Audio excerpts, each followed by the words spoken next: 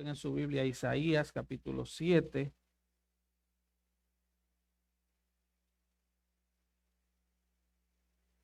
Isaías, libro del profeta Isaías, capítulo 7. Aleluya. Isaías capítulo 7, versículo 14, y de ahí vamos al capítulo 9, versículo 6.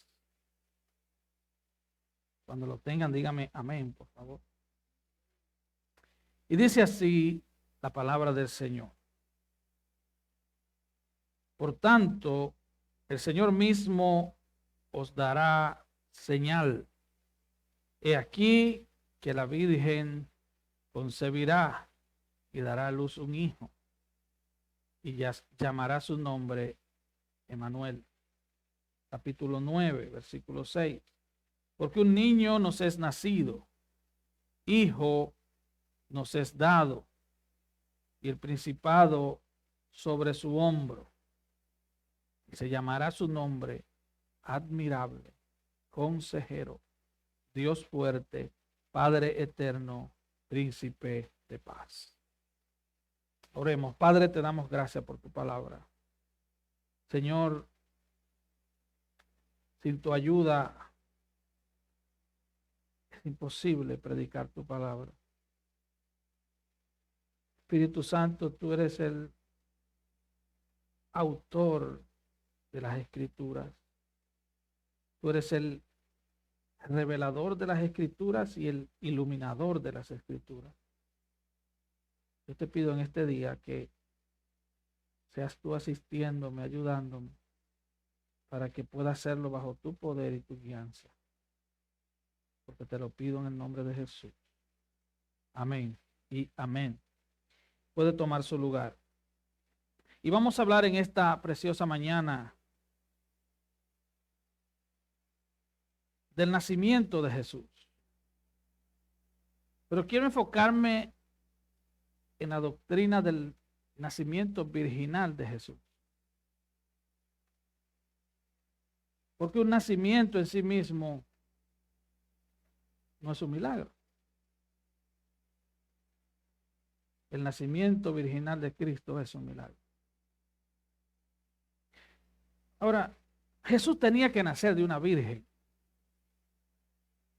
Las profecías bíblicas lo anunciaban así. Y ese es el primer milagro que tiene que ver con Jesucristo, su nacimiento virginal.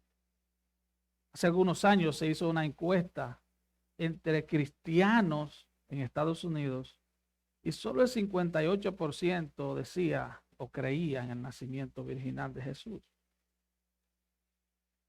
Es increíble, o sea, estamos siendo testigos de cómo lo que llamamos iglesia se ha enredado en falsas creencias. Y ya mucha gente que están en las iglesias no sabe ni qué creen.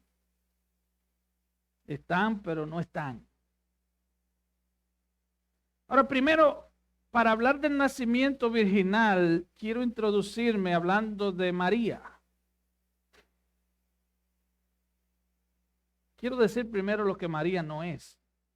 María no es corredentora. María no es mediadora. María no es reina del cielo. En el Nuevo Testamento, después de los evangelios y del libro de los Hechos, jamás se menciona a María. Ella nunca es exaltada en la Biblia. Y póngame atención porque esto es básico. María nunca es exaltada en la Biblia en relación a ella misma. Cada vez que se exalta a María en la Biblia es en relación al Hijo. De hecho, si usted lee el Evangelio de Mateo, se va a dar cuenta de un detalle. Cada vez que se menciona a María, se menciona primero a Jesús. Dice Jesús y su madre María. ¿Usted está entendiendo? Así que ella nunca es exaltada como corredentora. Pablo le dijo a Timoteo, porque hay un solo Dios y un solo mediador entre Dios y los hombres, Jesucristo hombre. Mira lo que pasó en Marcos 3:31. Dice que vienen después sus hermanos y su madre, y quedándose fuera enviaron a llamarle. Y la gente que estaba sentada alrededor de él le dijo, tu madre y tus hermanos están afuera, te buscan. Jesús en ningún momento dejó de predicar y corrió a postrarse ante su madre. ¿Qué dijo Jesús? Dice versículo 34, y mirando a los que estaban sentados alrededor de él, les dijo, he aquí mi madre y mis hermanos. Porque todo aquel que hace la voluntad de Dios, ese es mi hermano y mi hermana y mi madre. Jesús aquí minimizó, y escuche bien las palabras que uso, minimizó el valor espiritual de su madre y el valor espiritual de sus hermanos biológicos, haciendo ver claro que ellos también necesitaban ser redimidos. Ellos necesitaban la redención, al igual que aquellos que le estaban oyendo. En Hechos 1:13 dice, y entrados, subieron al aposento alto donde moraban Pedro, Jacobo, Juan, Andrés, Felipe, Tomás, Bartolomé, Mateo, Jacobo, hijo de Alfeo, Simón el celote y Judas, hermano de Jacobo. Todos estos perseveraban unánimes en oración y ruego con las mujeres y con María, la madre de Jesús, y con sus hermanos. Pues si usted pone atención a eso, dice que ella estaba orando juntos con ellos. No dice que estaban orando a María. Orar a María es idolatría. Porque María también necesitó ser redimida. Así que María no es corredentora con Cristo. Ella como mujer es bendecida entre todas las mujeres. Es posible que ella fuera un ejemplo de esposa, un ejemplo de madre abnegada, pero no tiene ningún atributo divino. Así que es totalmente falsa también la doctrina de la Inmaculada Concepción de María.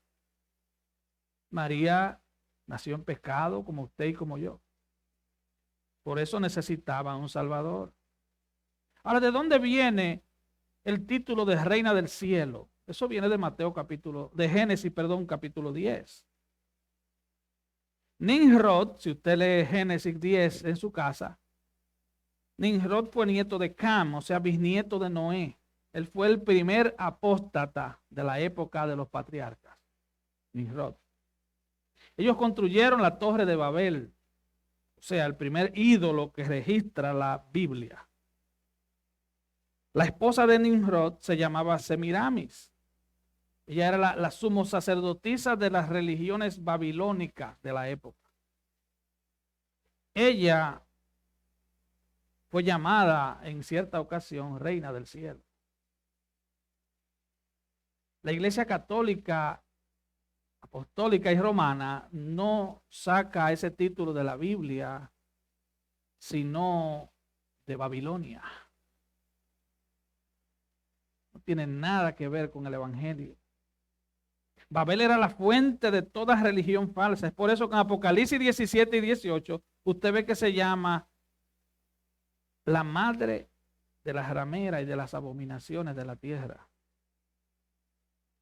Cuando Dios destruye entonces la torre de Babel, así como se dispersaron los idiomas, también se dispersaron las falsas religiones. Y de ahí viene el romanismo. Así que mi misión en este día, después de esta introducción, es probar la importancia vital de creer en la doctrina del nacimiento virginal de Cristo. Es mi deber, como dice Pablo, predicar todo el consejo de Dios. No podemos andar buscando escrituras que nos gusten o que les guste a la gente, sino que debemos predicar todo el consejo de Dios para que crezcamos. Ahora, El nacimiento virginal de Cristo, de Jesús, en Isaías 7:14 dice, por tanto el Señor mismo dará señal. He aquí la Virgen concebirá. Cuando usted ve una señal, por ejemplo, a pocas cuadras de aquí dice, bienvenidos a Egg Harbor Township. La señal siempre es más pequeña que lo que la señal anuncia, ¿sí o no? El letrero tiene algunos 3 metros, pero dice bienvenidos a la ciudad de Egg Harbor. Esa era la señal. La señal era que la Virgen iba a concebir, que daría un hijo y que su nombre sería Emmanuel. Ahora, científicamente, y no me quiero meter en ese terreno, algunos han dicho que quien determina el sexo del bebé es el padre. Pero el punto es que Jesús tenía que nacer de una virgen. Para ser humano, Jesús tenía que nacer de una mujer. Pero para ser Dios, tenía que nacer de Dios. O sea, de José y María no podía nacer Dios. ¿Usted está entendiendo? De José y María no podía nacer Dios. Así que negar el nacimiento virginal de Jesús es negar la deidad de Jesús. ¿Me están entendiendo hasta ahí? Es negar la deidad de Jesús. En Juan 8:41, los fariseos quisieron dejar entredicho que Jesús era hijo de fornicación. De hecho, se regó la idea de que un soldado romano había embarazado a María. Porque Satanás siempre ha tenido emisarios que quieren torcer la verdad, siempre. Ya vieron que desde Génesis 10 existen apóstatas. En Juan 8:48, los fariseos le dicen a Jesús que él es samaritano. Llamarle samaritano a un judío en esa época. Bueno, los judíos le llamaban perros a los samaritanos. Porque los samaritanos eran hijos de judíos y de gentiles. Ellos están diciendo, tú eres hijo de otra gente. Tú eres hijo de un soldado romano. En Juan 6:42 dijeron, ¿no es este Jesús el hijo de José, cuyo padre y madre nosotros conocemos? ¿Cómo pues dice este del cielo es descendido? Así que esta doctrina del nacimiento virginal de Jesús es muy atacada porque negar esto es negar simple y sencillamente que Jesucristo es Dios. Y si negamos que Jesucristo es Dios, nosotros estamos todos perdidos. Nosotros estamos adorando a un ídolo falso. ¿Usted entiende eso? O sea, nosotros tenemos que estar claros en lo que hemos creído. Debemos llenarnos del conocimiento de Dios para que en los momentos difíciles de nuestra vida podamos caminar firme y decir como dijo Pablo, yo sé en quién he creído. Amén. En una ocasión, Mateo 16, Jesús les pregunta a sus discípulos, ¿quién dicen los hombres que es el Hijo del Hombre? Ellos dijeron, unos dicen que eres Juan el Bautista, otros dicen que eres Elías, otros que eres Jeremías y otros algunos de los profetas. Y le pregunta a los discípulos, ¿y ustedes? ¿Ustedes quiénes dicen que yo soy? O sea que está claro que a Jesús le interesa que tú sepas quién es Jesús. Si tú crees que él era un filántropo que hacía muchos bienes, que era un maestro experimentado de las Escrituras, que era un sanador, que era un buen hombre, que era un líder religioso. Hermano, nada de eso sirve. Nada de eso sí. Por eso Pedro le dice al Señor, tú eres el Cristo, tú eres el Hijo del Dios viviente. ¿Y qué le dijo Jesús? Bienaventurado eres tú, Pedro, porque eso no te lo reveló ni carne ni sangre, sino mi Padre que está en los cielos. ¿Qué significa esto? Que para tú entender que eres el Cristo, el Hijo de Dios, tú tienes que recibir revelación de Dios. Y cuando tú recibes revelación de Dios, cuando tú vienes a Cristo, solo a través de Cristo, tú puedes recibir revelación de Dios. Dios el Padre tuvo que revelarle a Pedro la verdadera identidad de Jesús. Tú puedes leer la Biblia 80 veces, tú puedes tener todo el conocimiento teológico o intelectual, pero si tú no vienes a Cristo rendido a Él como lo que Él es, tú no vas a tener revelación de Él. En Juan 6:44, el Señor dijo, ninguno puede venir a mí si el Padre que me envió no le trajere. O sea, el Padre tiene que traerte al Hijo para que vengas a Él. Y entonces vas a entender que Él no es solo un niño que nació en Belén, que Él no es solo el bebé que está en el pesebre que muchos arman. Que dicho sea de paso, el pesebre que muchos, o el nacimiento que muchos preparan como adorno, es una representación muy pobre. Muy pobre. Así que Jesús no era solo un gran maestro, era un gran líder, era un filántropo. Él es Dios. Él es el Hijo de Dios. Así que si Jesús es el Hijo de Dios, Él debe nacer de Dios. José y María no pueden producir un Dios. Pueden producir a Dios. Ahora vamos a examinar un poquito las profecías del Antiguo Testamento. Ya en Génesis 13, en Génesis 3, 14 y 15, se nos habla de que después que el hombre cayó, después de la caída del hombre, Dios, en Génesis 3, 15, pronuncia lo que se llama el protoevangelio. Él dice, pondré enemistad entre ti y la mujer. Le dice eso a la serpiente. Y entre tu simiente y la simiente suya, o sea, la simiente de la mujer. Esta, o sea, la simiente de la mujer, te herirá en la cabeza y tú, serpiente, le herirás en el calcañar. Ahora, si usted estudia toda la Biblia, se dará cuenta que la única ocasión cuando menciona una mujer con simiente es aquí en Génesis 3:15. En toda la Biblia, cada vez que se habla de la simiente, se dice la simiente de Abraham o la simiente de Jacob. Se menciona un nombre. ¿Por qué?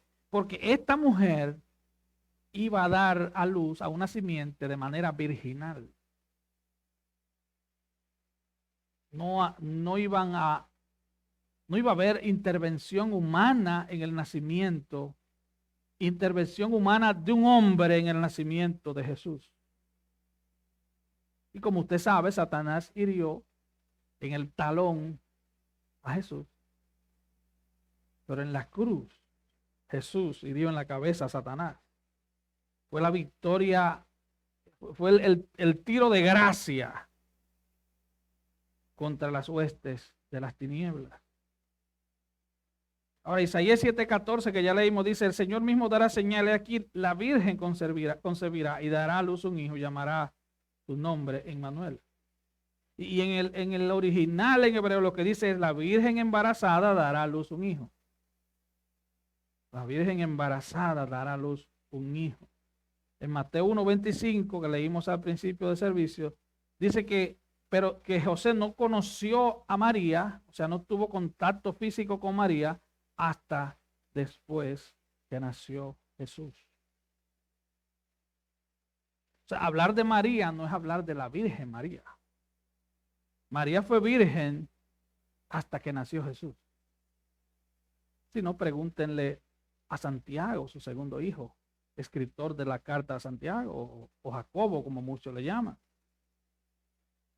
o a Simeón, su otro hijo, o a Judas, su otro hijo, o a sus hijas. No mencionan sus nombres, pero son varias. Y ahí en adelante, María tuvo, se cree que 6 hijos, 3 varones y 3 hembras. Ahora, en Isaías 9:6 dice que un niño nos es nacido. Ahora ponga atención a las palabras de Isaías. Isaías se escribe 700 años antes del nacimiento de Jesús, al igual que Miqueas.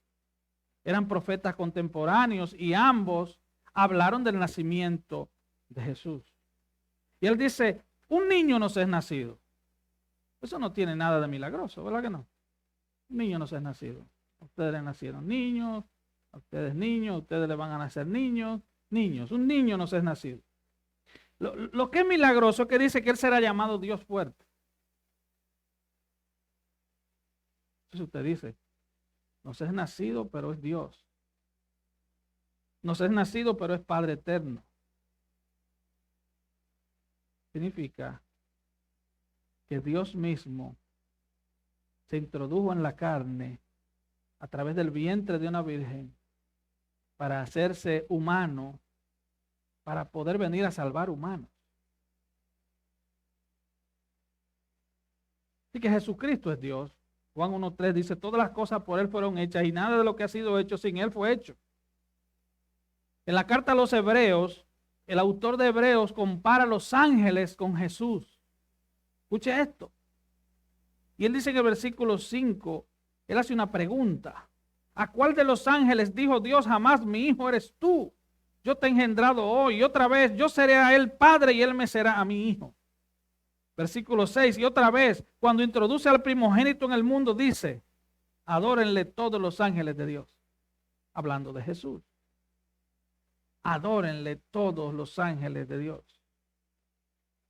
Versículo 13. Versículo 8 dice, más del Hijo dice, tu trono, oh Dios, por el siglo del siglo, cetro de equidad es el cetro de tu reino. Versículo 13, pues ¿a cuál de los ángeles dijo Dios jamás? Siéntate a mi diestra hasta que ponga a tus enemigos por estrado de tus pies. Está hablando del Hijo. En Filipenses 2, del 5 al 11, que de hecho algunos teólogos dicen que esto era una canción de los tiempos de Pablo y que Pablo la tomó y la introdujo en su carta a los filipenses.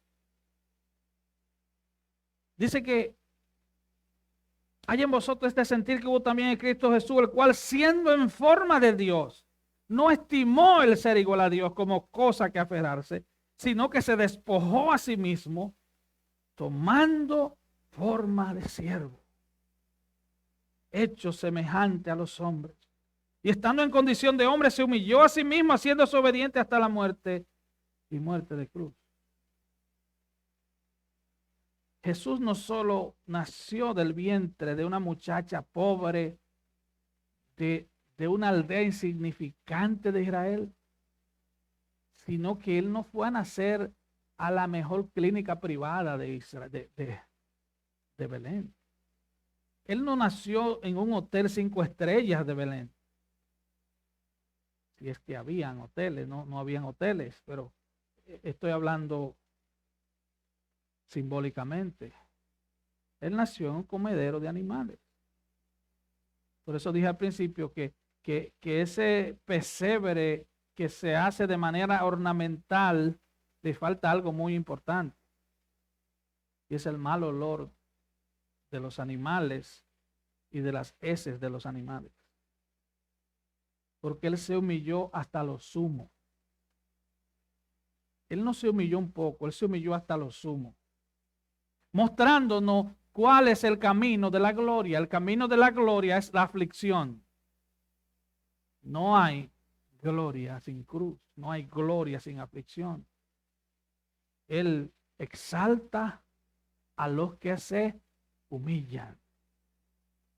Ahora, siempre ha habido inventos satánicos para opacar o hacer irrelevante el nacimiento virginal de Jesucristo. Estamos en un tiempo donde, en una generación donde lamentablemente la mayoría de nuestros jóvenes, y aún nosotros los que ya somos un poco pasado meridiano, trivializamos todo. Trivializamos la muerte de Cristo, trivializamos su nacimiento virginal. Nos llamamos cristianos, pero estamos como aquella gente de Atenas adorando a un Dios no conocido. Entonces, Satanás siempre ha tratado de que la gente trivialice las cosas santas, de que la gente no le ponga importancia a los detalles que la Biblia nos da sobre Cristo. Y oiga, hermano, cada palabra que está en la Biblia es digna de ponerle atención. Cada palabra, cada detalle. Como dijimos, Semiramis fue la sumo sacerdotisa de las regiones babilónicas. La leyenda decía que ella dio a luz de manera milagrosa a Tamuz.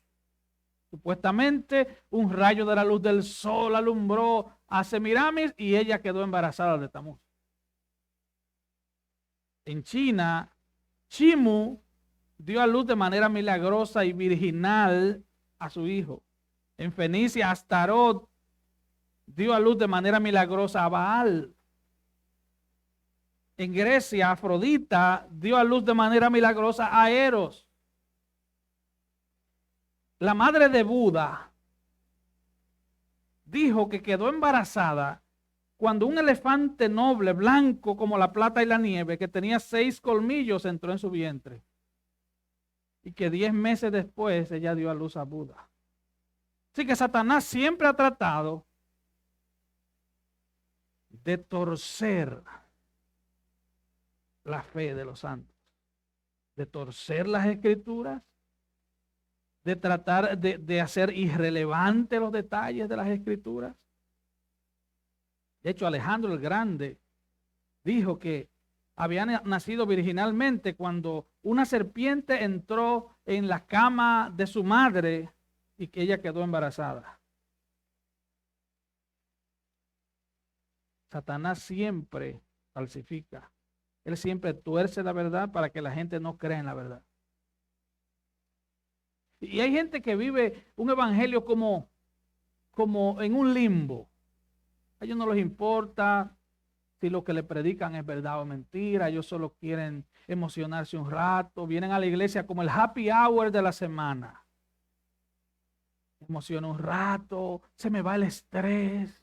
Y yo me siento tan bien cuando cantan esos himnos. Y el pastor que es tan agradable, simpático, él dice esas palabras tan dulces y yo me voy tan tranquilo para mi casa. Pablo dijo en una ocasión, yo predico como de parte de Dios y como delante de Dios. Si a ti no te importa que la falsa doctrina llegue a tus oídos, si no te importa la predicación de la palabra, es porque tú vas en la fila equivocada. Debe interesarte la predicación de la palabra. Debe interesarte que la doctrina sea verdadera. Porque si tu doctrina es falsa, tu evangelio es falso. ¿Entendemos eso? Si tú te alimentas de un falso evangelio, tu vida cristiana es falsa, tú realmente no has conocido a Cristo, tú estás caminando en una fila equivocada. Ahora, vamos a ver la anunciación del nacimiento de Cristo. Dice Lucas 1 que en el 6º mes el ángel Gabriel fue enviado por Dios a una ciudad de Galilea llamada Nazaret, a una virgen desposada con un varón que se llamaba José. Llega el ángel Gabriel, algunos le llaman arcángel. De hecho, el ángel Gabriel Cada vez que aparece en la Biblia, aparece con buenas noticias. Él no aparece con malas noticias nunca. Él es que se le aparece a Zacarías. Y en otras ocasiones, cada vez que aparece, aparece con buenas noticias. Y él se le aparece a María y le dice: salve, muy favorecida. El Señor es contigo. Bendita tú entre las mujeres. Ahora, obviamente, dice el versículo 29, que ella cuando escuchó estas palabras se turbó. Y aquí se da otro detalle. Cada vez que un ángel aparece, tiene que decirle lo mismo a la persona: no temas. Obviamente. Cada vez. Dice: no temas porque has hallado gracia delante de Dios.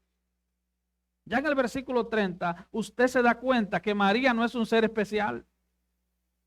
No temas porque has hallado gracia delante de Dios. ¿Quiénes han hallado gracia aquí delante de Dios? Y usted no es súper especial, ni yo tampoco. Hemos hallado gracia delante de Dios. Por eso el Señor nos trajo a sus caminos. Y por eso Él perdonó nuestros pecados. Y por eso nos inscribió en el libro de la vida. Y por eso perseveramos en Él, porque hemos hallado gracia delante de Él. Ahora, el ángel le dice: concebirás en tu vientre y darás a luz un hijo y llamarás su nombre Jesús. Este será grande, será llamado Hijo del Altísimo, y el Señor Dios le dará el trono de David su padre, y reinará sobre la casa de Jacob para siempre, y su reino no tendrá fin. Entonces María dijo al ángel: ¿cómo será esto? Pues no conozco varón. En otras palabras, no he tenido contacto con ningún varón, y tú me dices que voy a dar a luz un hijo. Él le responde: el Espíritu Santo vendrá sobre ti y el poder del Altísimo. La palabra Altísimo, el nombre Altísimo, perdón. El nombre Altísimo solo es atribuido a Dios en la Biblia. El Espíritu Santo vendrá sobre ti y el poder del Altísimo te cubrirá con su sombra, por lo cual también el santo ser que nacerá será llamado Hijo de Dios. Y el versículo 37, él dice: porque nada hay imposible para Dios. Entonces María respondió: he aquí la esclava del Señor, la sierva del Señor. ¿Se da usted cuenta? Ella no tenía un más alto concepto que el que debía tener. Aunque la religión romana la quiere exaltar e idolatrar, ella no tenía más alto concepto que el que debía tener. Ella dijo: he aquí la sierva del Señor, la esclava del Señor. Hágase conmigo conforme a tu palabra. Pues quiero decir unas breves palabras de aplicación. Gálatas 4, del 4 al 7. Vamos a leer el versículo 4. Dice: pero cuando vino el cumplimiento del tiempo, Dios envió a su Hijo, nacido de mujer. Cuando vino el cumplimiento del tiempo, Dios envió a su Hijo, nacido de mujer. ¿Para qué nació virginalmente Jesús? Bueno, el versículo 5 dice: para que redimiese a los que estaban bajo la ley, a fin de que recibiésemos la adopción de hijos. Ese versículo 5 nos da las dos razones básicas por qué Jesús es 100% Dios y es 100% hombre. ¿Por qué Jesús tuvo que nacer de mujer? ¿Por qué Dios no lo envió directamente? Dios el Padre le dijo: ve y redime a los humanos que han caído en pecado. Él nació como humano para poder redimir humanos. Él tenía que nacer de una virgen, pero tenía que ser humano. Tenía que ser humano para poder salvar humanos. Él fue a la cruz y sufrió y se tomó toda la copa de la ira de Dios, de tu pecado y del mío. En esas 3 horas en la cruz, Él sufrió millones de infiernos.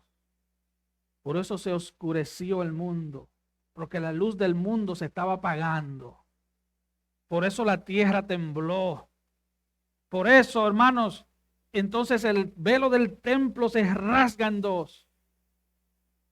Porque todo obstáculo estaba siendo quitado para que tú entraras y yo pudiera entrar también a la presencia del Padre. Tenía que ser humano, porque Romanos 6:23 dice que la paga del pecado es la muerte. Alguien tenía que pagar por mi pecado y por el tuyo, porque la paga del pecado es muerte. Ahora, tenía que ser un humano infinitamente perfecto, porque nuestro pecado ofendió a un Dios infinitamente santo. Entienda eso. Es por eso que fuera de Cristo no hay salvación, porque solo un ser perfecto puede pagar perfectamente nuestra deuda de pecado. Solo un hombre perfecto, Jesucristo hombre, solo un ser perfecto. Pretender que con nuestras buenas obras vamos a poder pagar nuestra deuda con el cielo es una total estupidez. Pretender pagar con nuestras buenas obras, entre comillas, pagar nuestra deuda con el cielo, nos pone en una posición terrible. La paga del pecado es muerte. Alguien tiene que morir. Alguien tiene que morir porque hemos ofendido a un Dios santo. Jesús nació de una virgen. Jesús nació en la condición de máxima pobreza. No solo nació en una aldea insignificante de Jerusalén, que de hecho en algunas genealogías ni se menciona Belén porque era insignificante. En algunos himnos antiguos le llaman la aldehuela de Belén, porque era pequeña extremadamente. Ahí nació Jesús. Pero él no solo nació en una aldea insignificante, él nació entre animales, porque no encontró nadie que le abriera las puertas para que naciera. Pero él vivió una vida perfecta. Él vivió la vida perfecta que tú y yo nunca hemos podido vivir. Y por eso su sacrificio fue aceptado. Su sacrificio fue aceptado porque él vivió la vida perfecta. Ahora, él tenía que ser humano para salvar a humanos, pero él tenía que ser Dios para adoptarnos en la familia de Dios. ¿Qué dice el versículo 5? Para que redimiesen a los que estaban bajo la ley, a fin de que recibiesen la adopción de hijos.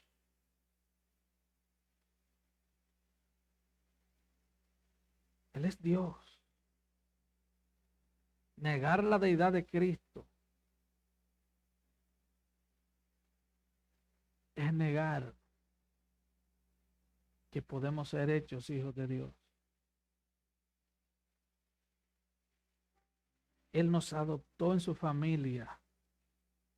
Él nos adoptó como hijos a través de esa cruz, a través de esa muerte. Y sigue diciendo el versículo 6 de Gálatas 4. Y por cuanto sois hijos, Dios envió a vuestros corazones el espíritu de su Hijo, el cual clama: Abba, Padre.